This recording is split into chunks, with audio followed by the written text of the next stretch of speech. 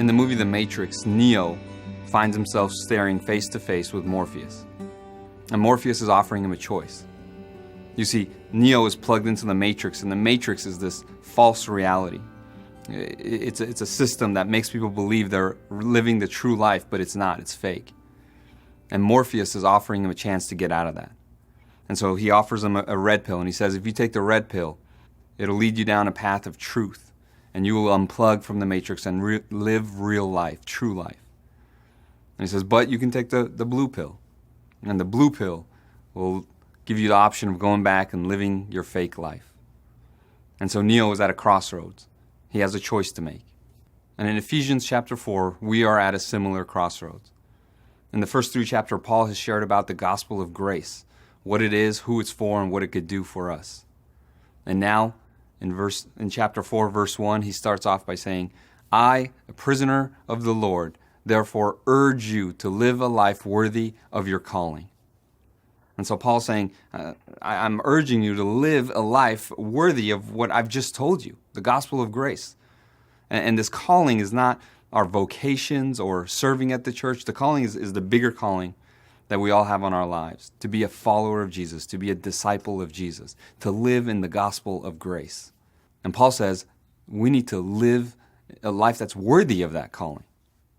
And so what does that mean to be worthy of that calling? What does that look like? Well, he goes on and spends the rest of the chapter and really the rest of Ephesians explaining what that is. And he goes on to share that it's a life where we are continually becoming more kind. We're continually becoming more patient, more humble. In verses 22 through 24, he says that it's a life where you put off the old self and you take on the new self, which is the righteousness of Christ. And then he says at the very end, in verse 30, he says, and don't grieve the Holy Spirit, because it's the Holy Spirit that makes that life even possible. It's by allowing the Holy Spirit to work in our lives that we are being transformed into the likeness of Christ. We are transformed to be more kind people, more patient people, everything that Jesus was. And Paul says that is how you live a life that's worthy of your calling. It was worthy of being a follower of Jesus. But I want to go back to what he says, I urge you. Because that word urge lets us know that we have a choice. Just like Neo, we have a choice. We can either live a life the way we want to, or we can choose to live a life worthy of our calling. And Jesus said the same thing when he started his movement. When he starts his ministry, he proclaims the gospel, he gathers his disciples, and then he goes on to give the most famous sermon ever told, the Sermon on the Mount. And he starts the Sermon on the Mount with the Beatitudes, where he shares that this gospel is for everybody.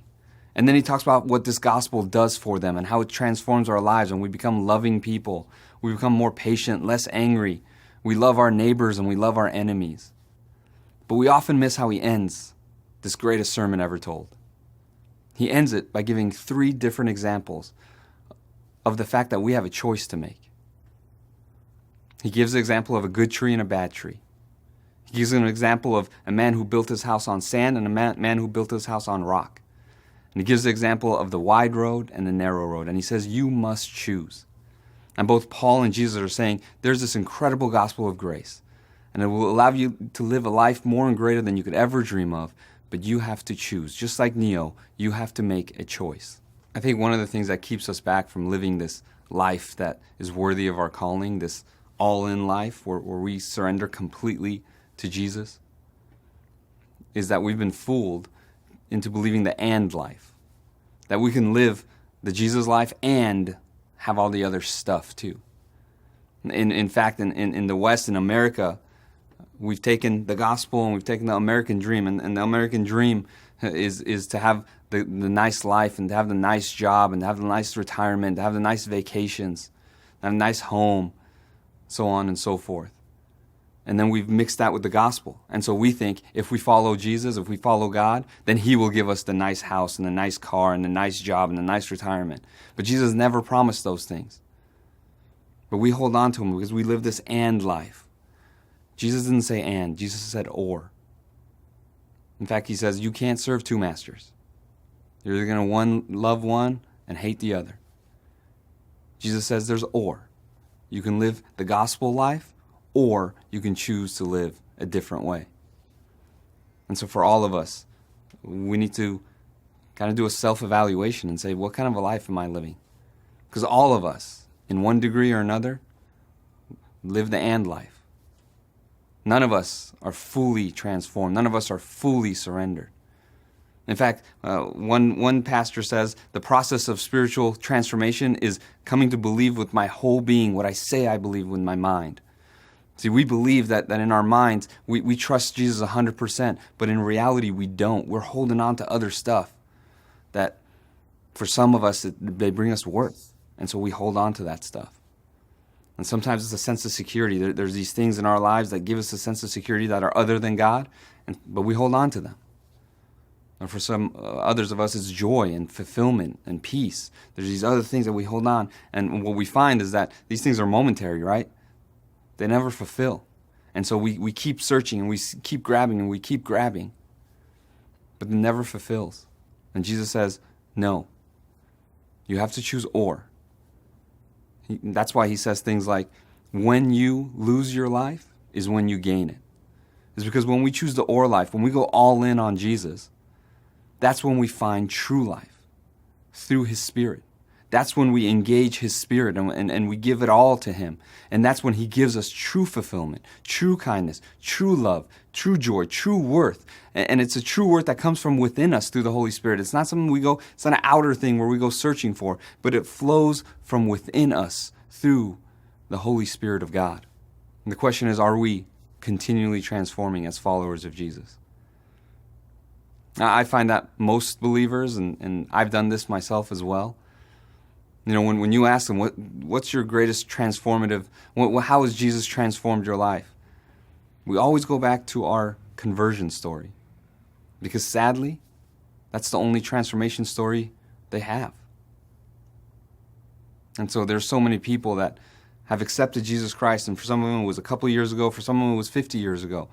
Yet they're the same kind of people that they were back then. Nothing's changed except that they're going to go live in eternity one day.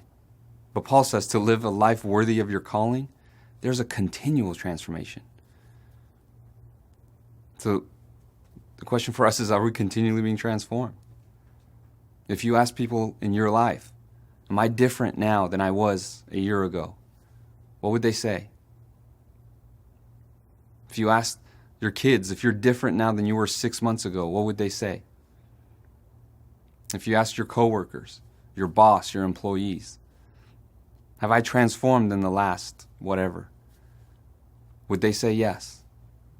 Because if we want to live a life worthy of our calling, then we are continually opening our lives up to the Holy Spirit. We're continually letting go of the things that we used to fill ourselves. And through that, we engage the Holy Spirit. See, when we let go of those things, we open up space for the Holy Spirit to work in our lives. We stop grieving the Spirit, as Paul says. And then work he does. And he transforms us in mighty ways. Are we rearranging our lives around activities that help us connect with the Holy Spirit? Not are we trying to fit God in, not are we trying to find time for him, not have we made him into a checklist. I go to church, I go to life group, I go to whatever else it is. But have we made following Jesus and getting to know the Holy Spirit better the number one priority in our lives? And do we do that on a constant basis? Romans 12:1, Paul says that we are to be living sacrifices. And I've heard people say before that the problem with living sacrifices is that they tend to crawl off the altar. And so for us as believers, it's easy to think, I've made that choice. I've chosen the red pill. I've made that choice when I accepted Jesus. But the gospel tells us, the New Testament tells us, that's a choice we make every day, every moment, every decision.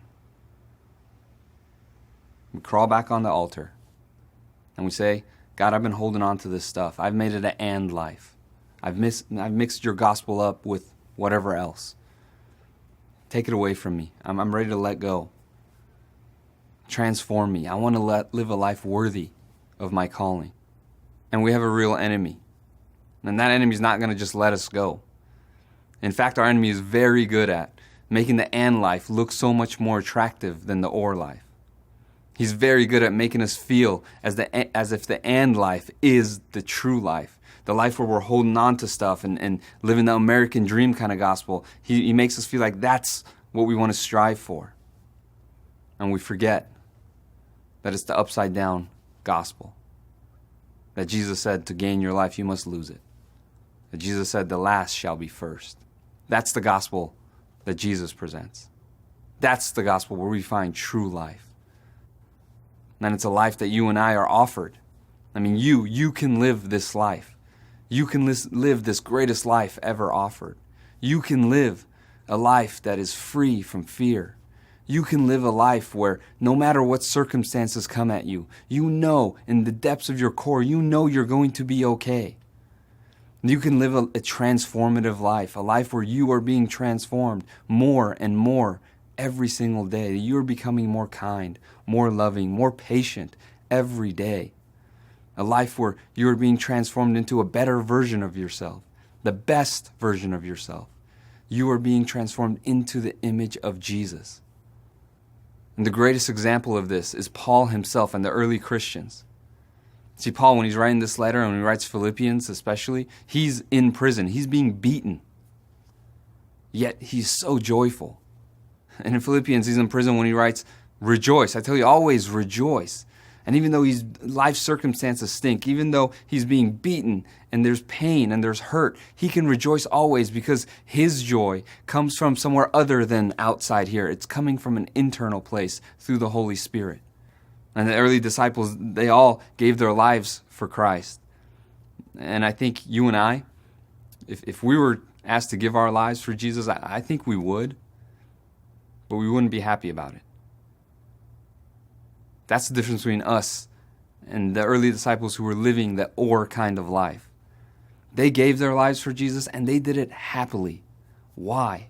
Because they had gained a true life that comes when you let go and you choose the red pill and you say, I'm all in. And so my prayer is that we would continually let go of all the other stuff. And we would let go so we can grab on to the true life. And as we live that true life, then we will live a life worthy of our calling and of the gospel of grace.